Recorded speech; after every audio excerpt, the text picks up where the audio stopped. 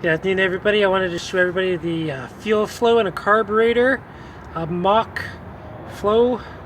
So what I'm going to do is I'm going to show you the weed whacker and the setup that I have. This here is a Ryobi weed whacker. This here is the carburetor setup that I have.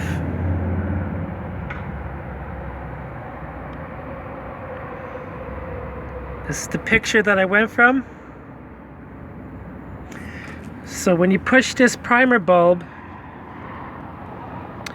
the fuel should be flowing from the fuel filter to the carburetor to the primer back to the fuel. So when you push this, you should see the air flowing from the, just by pushing it here.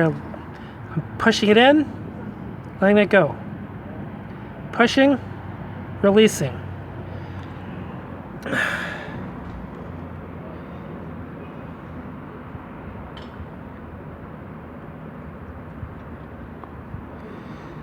So when you look at this picture, the fuel only flows one direction. It will always flow through the carburetor and it will never go this way.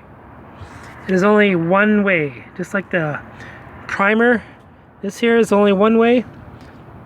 The primer is one way, the carburetor is one way, and the arrows show you the fuel flow.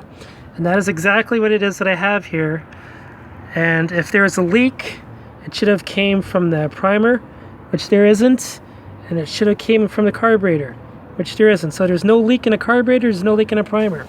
So we have an airtight seal right here. So if I was to put this back into the weed whacker, it should work. So I'm going to find out if it does or not. I just did this to see if there is a leak in the primer or the carburetor, and I just accomplished that.